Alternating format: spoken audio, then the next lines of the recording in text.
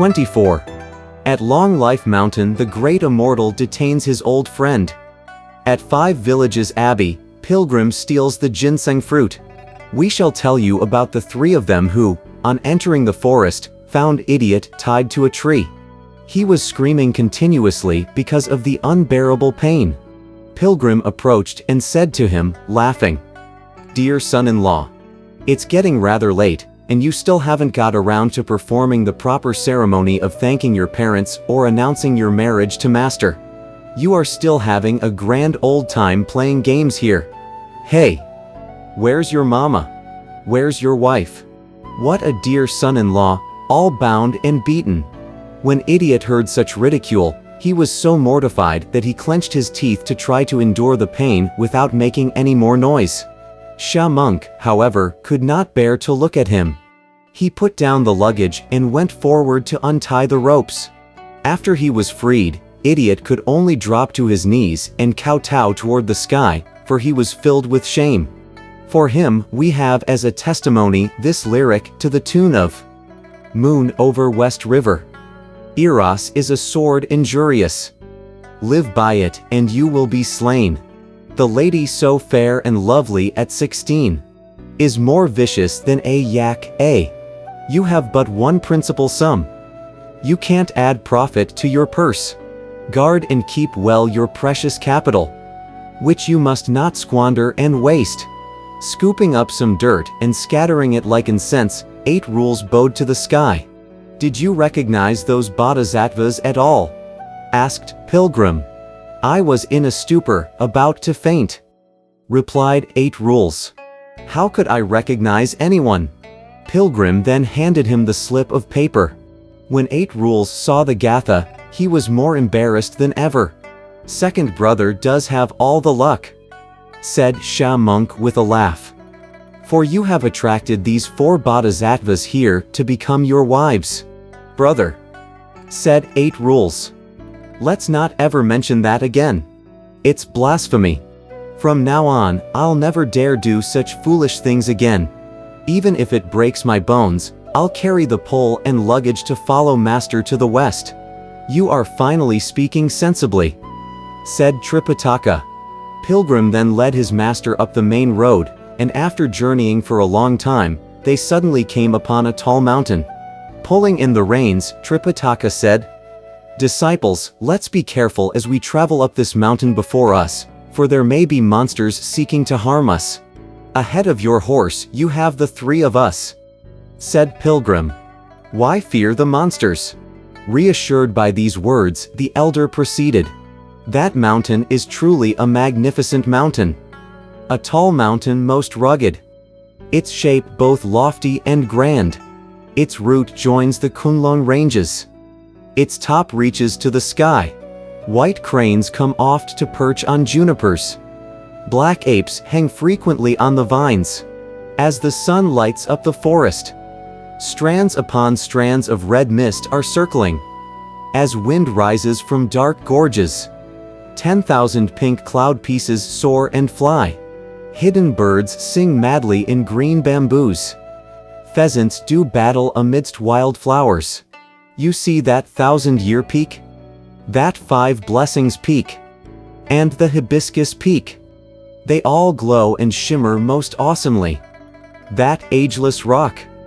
That tiger tooth rock? And that 3 heaven rock, where auspicious air rises endlessly. Below the cliff, delicate grass. Atop the ridge, fragrant plum.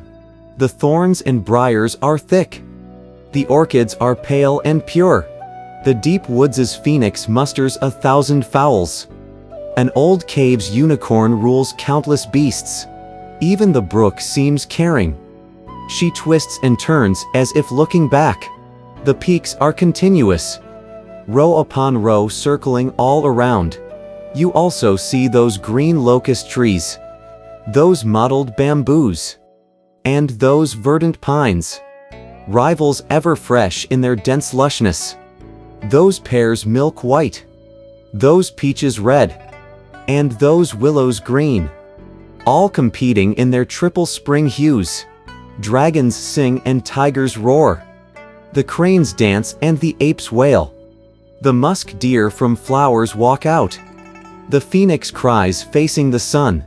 It's a mount divine, land of true blessings. The same as Penglai, wondrous fairy land. See those flowers blooming and dying, this mountain scene, where clouds draw near or leave the soaring peaks. With great delight, Tripitaka said as he rode along. Disciples, since I began this journey to the west, I have passed through many regions, all rather treacherous and difficult to traverse. None of the other places has scenery like this mountain, which is extraordinarily beautiful. Perhaps we are not far from Thunderclap, and, if so, we should prepare in a dignified and solemn manner to meet the world's honored one. It's early, much too early, said Pilgrim, laughing. We are nowhere near. Elder brother, said Sha Monk. How far is it for us to reach Thunderclap? 108,000 miles, said Pilgrim. And we have not even covered 1/10 of the distance. Elder brother, said 8 Rules. How many years do we have to travel before we get there? If we were talking about you two, my worthy brothers, said Pilgrim, this journey would take some 10 days. If we were talking about me, I could probably make about 50 round trips in a day and there would still be sunlight. But if we are talking about Master, then don't even think about it. Wukong, said the Tang monk. Tell us when we shall be able to reach our destination. Pilgrim said, you can walk from the time of your youth till the time you grow old, and after that till you become youthful again. And even after going through such a cycle 1,000 times, you may still find it difficult to reach the place you want to go to. But when you perceive, by the resoluteness of your will, the Buddha nature in all things, and when every one of your thoughts goes back to its very source in your memory, that will be the time you arrive at the Spirit Mountain. Elder brother, said Sha Monk. Even though this is not the region of Thunderclap, a place of such scenic splendor must be the residence of a good man. That's an appropriate observation, said Pilgrim. For this can hardly be a place for demons or goblins. Rather, it must be the home of a holy monk or an immortal. We can walk leisurely and enjoy the scenery. We shall say no more about them for the time being. We now tell you about this mountain, which had the name of the Long Life Mountain. In the mountain there was a Taoist abbey called the 5 Villages Abbey. It was the abode of an immortal whose Taoist style was Master Jin Yun and whose nickname was Lord Equal to Earth.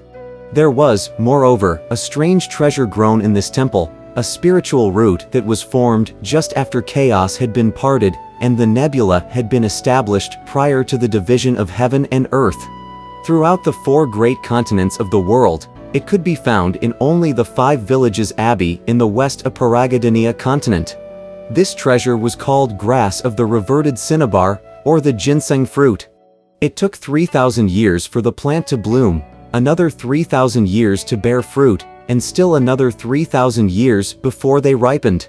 All in all, it would be nearly 10,000 years before they could be eaten, and even after such a long time, there would be only 30 such fruits. The shape of the fruit was exactly that of a newborn infant not yet 3 days old, complete with the 4 limbs and the 5 senses.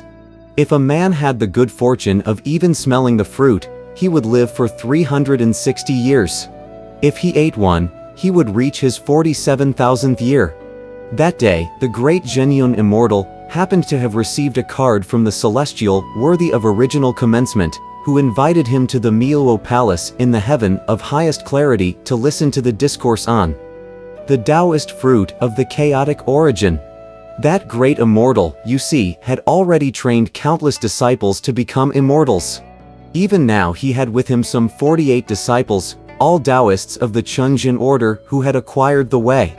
When he went up to the region above to listen to the lecture that day, he took 46 disciples along with him, leaving behind 2 of the youngest ones to look after the temple.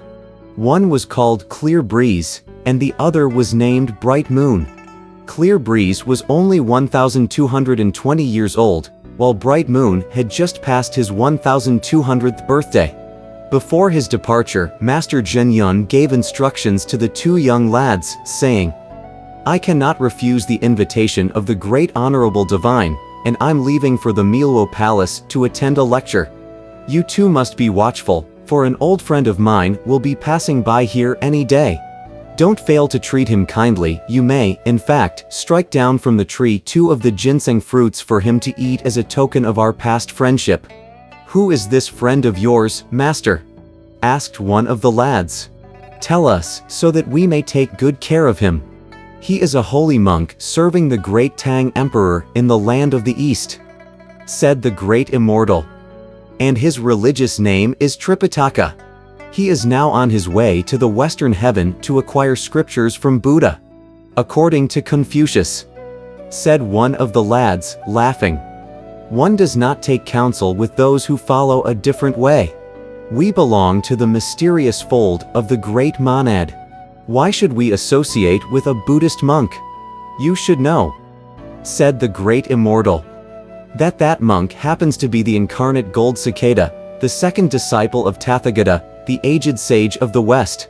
500 years ago, I became acquainted with him during the feast of the Alambana bowl, when he presented me tea with his own hands as the various sons of Buddha paid me their respect.